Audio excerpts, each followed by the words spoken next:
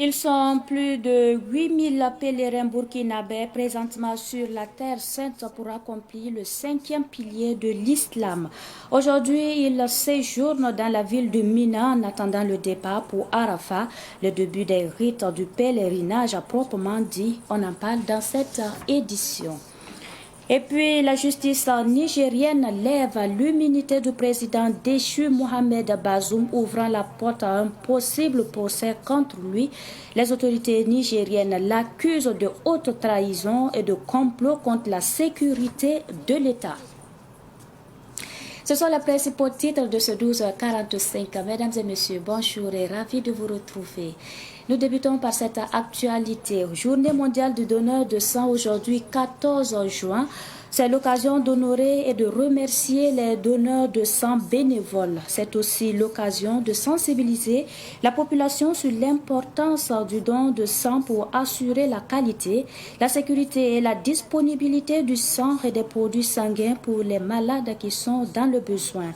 Pour marquer cette journée les esprits, le Centre national de transfusion sanguine a organisé hier jeudi à la place de la Nation de Ouagadougou une séance d'aérobic précédée d'un cross populaire de 2 km. Les activités officielles marquant la journée mondiale du don de sang se déroulent sur le site du CIAO. Et puis, dans un communiqué, l'état-major général des armées informe que des individus mal intentionnés ont publié des fausses informations sur une page Facebook attribuée à l'état-major général des armées dans le but de manipuler l'opinion publique. Des actes qui constituent un délit et qui sont passibles de poursuites judiciaires. L'état-major général des armées invite les citoyens à se fier à la page officielle de l'institution pour des informations officielle. Et autre actualité pour poursuivre, le secteur de l'artisanat minier de tous bords était en concertation avec le ministre en charge des mines. Cette rencontre qui a duré une journée était un cadre d'échange sur les réformes du secteur minier et les difficultés qui les minent. Les concernés ressortent satisfaits. Ketoura Semporé nous en dit plus. Libre circulation de l'or à l'intérieur du territoire, commercialisation et coût de l'or sont entre autres les préoccupations des acteurs du sous-secteur de l'artisanat minier, formulées en concertation avec leur ministère de tutelle et d'autres partenaires. Il faut définir les priorités, en tout cas il faut également se fixer d'objectifs parce que nous sommes sous un régime de transition. Les réformes sont encore plus faciles à entreprendre. On n'a fait que répéter ce qu'on a l'habitude de dire. Même récemment, on a formulé des recommandations au niveau du ministère, notamment la définition des couloirs d'artisanat minier pour les artisans miniers. La question de commercialisation, ça doit être clairement définie. Les services sociaux de base doivent figurer au niveau du secteur minier artisanal. Et beaucoup d'autres choses, notamment l'identification des artisans miniers et le coût de l'or, bien évidemment, et la libre circulation de l'or sur le territoire national. Donc voici en tout cas les préoccupations qui ont été posées et le ministère s'engage vraiment à apporter des éléments de réponse dans les jours à venir. À l'issue de ce cadre de concertation qui est une première, les acteurs de l'artisanat minier sortent satisfaits globalement. Oui, bon, on a un bilan mitigé parce que déjà même le fait d'accepter déjà même le principe d'échange là, c'est déjà un pas. Donc on félicite le ministère pour cette démarche-là. Et ils disent que le code minier est en révision. Il y a des éléments de préoccupation qu'on a soulevés qui se retrouvent dans le code minier. Le ministre aussi a promis que dans les décrets d'application, les décrets seront pris pour prendre en compte certains éléments qui sont encore plus larges, comme les coopératives et autres là. Et donc on espère, si satisfait c'est trop dit, mais on espère que ça pourra aller. Le ministre en charge des mines, Yacouba Zabré Gouba, a précisé que les conclusions des travaux seront traitées de manière adéquate pour le bien du secteur. Rappelons que ce cadre de concertation des acteurs de l'artisanat minier concernait les acteurs du sous-secteur de l'artisanat minier.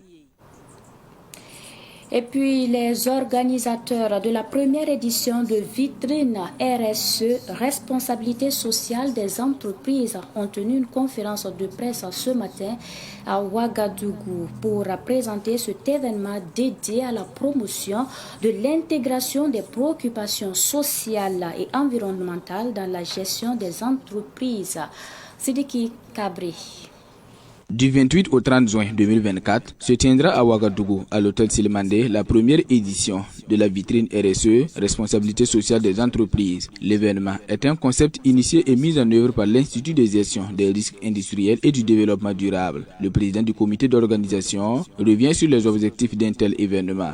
On s'attend à interpeller tous les acteurs, notamment interpeller tous les acteurs, gouvernementaux, sociaux, individuels, pour dire que la responsabilité sociale est assumée à tous les niveaux. Surtout dans le domaine économique, si on veut aller de l'avant, il faut véritablement que la RSE soit au cœur de la manière dont les entreprises sont menées, dans la manière dont elles sont managées. Et ça, ce n'est pas seulement l'affaire d'un grand patron, c'est l'affaire de toutes les parties prenantes. Patrons, employés et tous ceux qui gravitent autour des différentes entreprises doivent tenir compte de la responsabilité sociale qu'ils assument au sein de l'entreprise. Parce que quand on veut construire une entreprise, il faut une base. Et la base aujourd'hui, et ça a toujours été comme ça, c'est d'assumer pleinement sa responsabilité parce qu'on ne peut pas construire une œuvre sans tenir compte de tous ceux qui sont autour de vous et qui vous aident à aller de l'avant. La première édition de la vitrine RSE comprendra divers panels, des communications et de nombreuses autres activités, toutes orientées vers l'amélioration du bien-être au travail. Les grandes articulations, on aura une animation stand au travers de laquelle les entreprises, les PME, les PMI vont déployer le potentiel RSE. Naturellement, dans le scénario de manifestation, il y aura de communication des panels. Et cette année, la communication thématique est la suivante: responsabilité sociale des entreprises pour un Burkina Faso plus solidaire, pour tenir un peu compte de l'environnement, de l'ambiance, l'atmosphère dans laquelle se trouve notre pays. Nous sommes dit que nous devons interpeller les uns et les autres. C'est vrai qu'il y a des efforts qui sont faits, mais on peut faire mieux. L'événement, placé sous le thème « Responsabilité des entreprises pour un Burkina Faso plus solidaire », ambitionne de trouver des leviers pour renforcer la responsabilité sociale des entreprises et leur contribution à une société plus solidaire. Dans le cadre de la mise en œuvre de l'offensive agro-silvo-pastorale, le ministre en charge de l'agriculture, Ismaël Sombié, a effectué une visite des champs de El Hadj Seydou Bikenga à Youtenga, dans la commune de Nagrengo, dans la province d'Oubri-Tenga.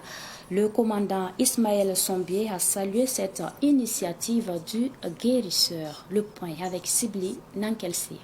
C'est un champ de 32 hectares de El Hadj Seydou Bikenga que le ministre Ismaël Sombié et sa délégation ont visité à Youtenga dans la commune de Nagrengo. Cette initiative de Marganaba Sanam vise à créer les conditions pour que les déplacés internes de Nagrengo puissent produire et manger dans la dignité, selon Ismaël Sombié, ministre en charge de l'agriculture. Dans le cadre de la mise en œuvre de l'offensive agro-pastorale et halieutique, nous encourageons également ce genre d'initiative qui contribue à renforcer la résilience des populations qui ont été bien sûr affectées par la crise. Et comme j'ai l'habitude de le dire à chaque fois, au lieu de donner à manger, il vaut mieux créer les conditions pour que ces populations puissent produire et manger avec dignité. C'est donc de ce type d'initiative que nous voulons promouvoir et encourager. Appeler tous les Burkinabés qui ont des superficies, quel que soit l'emplacement, et qui pourraient accueillir quelques PDI, même si c'est une ou deux personnes, et créer les conditions pour que ces personnes-là puissent assurer une production au cours de cette campagne hivernale humide qui est en phase de démarrage. Nous encourageons tous les Burkinabés à le faire parce que c'est dans ce cadre-là que nous allons trouver le salut et c'est dans le cadre-là que va s'exprimer la dignité de l'ensemble de ces personnes qui ont été affectées. C'est donc une initiative que nous avons voulu encourager et saluer et à travers cette personne-là appeler l'ensemble des personnalités qui peuvent le faire à s'engager et à renforcer leurs actions dans le sens de l'accroissement de la résilience des populations affectées par le terrorisme. Pour El Hadj Seydou Bikenga, guérisseur de Nagrengo, c'est une réponse à l'appel des autorités dans le cadre de la mise en œuvre de l'offensive agro-pastorale. Le chef de l'État nous a demandé de repartir à la terre pour nous nourrir. Dieu aussi a dit dans les livres saints que si nous voulons le suivre, de suivre aussi les autorités. Si les plus hautes autorités nous recommandent quelque chose, et qu'on ne respecte pas, c'est qu'on est sourd, aveugle ou idiot. C'est pourquoi j'ai répondu à son appel. J'invite tous ceux qui ont plus de force et de moyens d'emboîter mes pas afin que l'objectif du président se réalise, car cela ferait le bien de tous. Il y a des difficultés, certes, mais le berger ne demande jamais au propriétaire des animaux de lui donner un bâton pour paître ses animaux. Pour cette saison agricole, le guérisseur de Nagrengo a mobilisé déjà 82 hectares. Mais son souhait est d'acquérir 200 hectares pour produire afin de venir en aide aux personnes déplacées internes de Nagrengo. Sur son site de Youtenga, plusieurs spéculations seront plantées selon Félix Zungranan, chargé de suivi et de la mise en valeur du site de Youtenga, visité par le ministre en charge de l'agriculture et la ministre en charge de l'action humanitaire. Cette visite du champ de Sédou Bitienga a mobilisé un grand monde, en particulier des déplacés internes. À cette occasion, le ministre en charge de l'agriculture a offert des tonnes d'engrais et de semences à Sédou Bitienga. El Hadj Sédou Bitienga et son partenaire, président directeur général de la compagnie ECAF Trading, Adama Compaoré, de leur côté, ont offert 250 balles de vêtements à la ministre en charge de l'action humanitaire Nandi Somé pour les déplacés internes. L'Association des femmes albinos du Burkina a célébré hier la journée internationale de sensibilisation sur l'albinisme. Cette célébration coïncide avec l'Albi Week, une semaine dédiée aux albinos au Burkina Faso. À cette occasion, une conférence publique a eu lieu à Ouagadougou sur le thème 10 ans de la journée internationale de sensibilisation sur l'albinisme, une décennie de progrès collectif. Une conférence pour faire le point sur les avancées enregistrées et discuter des défis futurs pour améliorer la vie des personnes atteintes d'albinisme.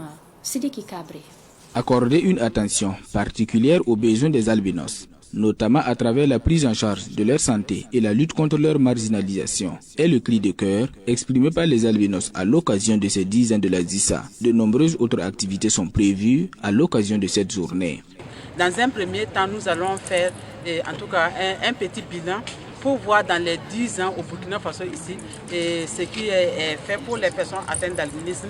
Dans un deuxième temps, maintenant, on va aborder les questions sanitaires des personnes atteintes d'albinisme.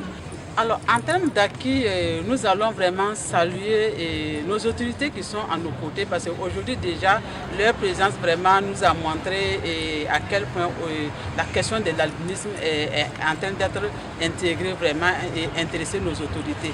Sinon, il faut dire qu'avant les 10 années passées, c'était très difficile de pouvoir mobiliser 10 personnes atteintes d'albinisme parce que non seulement nous-mêmes nous refusons de sortir parce que et c'était difficile de suivre les regards des gens ou bien les maltraitances, les injures, tout ça. Mais aujourd'hui, c'est des acquis parce qu'on voit de plus en plus que les personnes atteintes d'albinisme s'impliquent dans la vie de la société, et même si en tout cas il reste encore beaucoup à faire. Pour la ministre en charge de la famille, présidente de la conférence représentée, un tel cadre d'échange est important pour prendre en compte les défis auxquels les albinos sont confrontés. Le ministère a donc salué la tenue d'une telle rencontre. C'est une activité qui met au devant les difficultés que rencontre un groupe de personnes qui parfois, s'il n'y a pas d'activité de ce genre, est ignorée. C'est pourquoi nous saluons l'initiative de l'association et nous l'accompagnons. Le Haut Commissariat des Nations Unies aux droits de l'homme a également salué l'engagement des autorités burkinabées aux côtés des albinos pour leur protection. Nous essayons de faire des efforts et de conjuguer nos efforts avec ceux des acteurs étatiques et de tous les autres acteurs afin que ces personnes atteintes d'albinisme puissent être à l'abri de tout préjugé, de rejet au sein de la société et que leurs droits soient pris en compte afin qu'elles ne soient pas laissées de côté. La commémoration des 10 ans de la journée internationale de sensibilisation à l'albinisme est marquée par un événement spécial, l'Albi Week, célébré à l'échelle nationale en collaboration avec la Fondation Slama Jaune. Cet événement, débuté le 10 juin, prendra fin le 15 juin prochain. Durant cette période, plusieurs activités, y compris des ateliers, des conférences, des événements culturels sont prévus pour sensibiliser le public et célébrer les contributions des personnes atteintes d'albinisme dans la construction de la cité. Parlons à présent du grand pèlerinage annuel musulman. Les pèlerins sont réunis à Mina en attendant le départ pour Arafat. La station d'Arafat marque une étape essentielle du pèlerinage puisqu'elle offre des moments de réflexion profonde et de prière entre autres. Ainsi, tout pèlerin qui n'y est pas est considéré comme s'il n'a pas fait le Hajj. Le pèlerinage, c'est Arafat. Cheikh Abdoulamida Zungrana. Boning tun nanti kwera pipia tedbange tia Arafat wala pipi. Arafat ya hijima hanayi dunwen visa na santi alhazininga. C'est la zone d'Arafat qui va accueillir les pèlerins qui vont réussir leur Hajj. C'est à cet endroit précis qu'il faut obligatoirement être pour réussir son pèlerinage à la Mecque. Si quelqu'un n'est pas dans la zone d'Arafat cette année, il n'aura pas réussi son Hajj et devrait demander à Allah de l'aider à revenir pour l'accomplir normalement. Le jour consacré à la montée d'Arafat est donc un grand jour en islam. Allah lui-même en a fait un grand jour. C'est comme les derniers jours de Ramadan. Les 10 derniers jours de Ramadan sont importants. De la même façon, les 10 premiers jours du mois du Hajj sont importants. De sorte que les compagnons du prophète sallallahu alayhi wa sallam, notamment Abu Bakr et Omar, faisaient le tour des marchés pendant les 10 premiers jours du mois du Hajj pour rappeler aux uns et aux autres, aux commerçants, de se consacrer à leur commerce, bien entendu, mais de célébrer Dieu aussi à cette période, de se souvenir permanemment de ses bienfaits, de sorte à bénéficier de ses bénédictions. C'est donc une décade au cours de laquelle il faut permanemment rappeler le nom de Dieu. Ceux qui sont à Arafat ne jeûnent pas le jour de la montée d'Arafat, mais il est conseillé à tous les autres qui ne sont pas à Arafat, donc pour le Hajj, de jeûner ce jour-là pour bénéficier du maximum de bénédictions, y compris les citoyens saoudiens qui sont à la Mecque, mais qui ne font pas le Hajj. Bala ayayir som kengni ne biya mahunwingi ti arfa dara fa han le nore son kom le konyudu yibir nanti tawinga kom wennam yafra yuma zunuba ndeng tor ya yum ton hon lo zunuba la yum hinna wat zunub la wennam na yafe. Un rappel, plus de 8000 pèlerins burkinabés sont sur les lieux saints pour accomplir le 5e pilier de l'islam. Et la fête du mouton sera célébrée le dimanche 16 juin au Burkina Faso. Ainsi donc lundi 17 juin est chômé, payé, férié, chômé et payé. Et dans l'actualité internationale, au Niger, la justice a ordonné la levée de l'immunité de l'ancien président Mohamed Bazoum. La levée de son immunité présidentielle ouvre la voie à un possible procès contre lui. Cette décision fait suite à la procédure judiciaire engagée contre Mohamed Bazoum pour haute trahison et de complot contre la sécurité de l'État. Mohamed Bazoum a été renversé par un coup d'État le 26 juillet 2023 et depuis il est maintenu en résidence surveillée. Et nous terminons avec l'actualité sportive. L'association burkinabé de Cécifoot a organisé une compétition de Cécifoot football des malvoyants et aveugles en collaboration avec le centre Omnisport du Kadiogo. Cette compétition des malvoyants et aveugles a connu son apothéose le week-end dernier sur le terrain de l'ex-Rinchi Sep. La finale qui a opposé l'ABCC Foot au centre Omnisport de Kadiogo a enregistré le sacre de l'AB. Ruben Wilson Kodio. Cette finale de CC Foot deuxième édition a opposé l'équipe de l'association burkinabé de CC Foot à celle du centre Omnisport du Kadiogo. Et c'est l'équipe de ABCC Foot qui a eu raison de celle du centre Omnisport du Kadiogo au tir au but 5 contre 4, 0 but partout au temps réglementaire. ABCC Foot a reçu en plus du trophée un jeu de maillot, un ballon, des médailles et la somme de 30 000 francs CFA contre 20 000 francs CFA, un ballon, un jeu de maillot et des médailles pour le centre omnisport du Kadiogo classé 2e. Le promoteur, par ailleurs président du centre omnisport du Kadiogo, revient sur les raisons de cette compétition. Créer d'abord un cadre d'expression, un cadre d'entraînement pour ces joueurs et à la fin couronné par un championnat, un petit tournoi de CC Foot. Au départ c'était difficile, on n'a pas les balles et l'équipement c'était vraiment compliqué. Et il y a une autre association qui s'est jointe à nous, et Adjao, qui est venu se joindre à nous pour prendre en charge les frais d'entraînement et supporter les équipements. Donc c'est comme ça que certains joueurs ont réalisé leur rêve, qui était de jouer aussi le football. Vous savez très bien que le football, c'est un sport qui suscite beaucoup d'engouement et tout le monde rêve de jouer le football.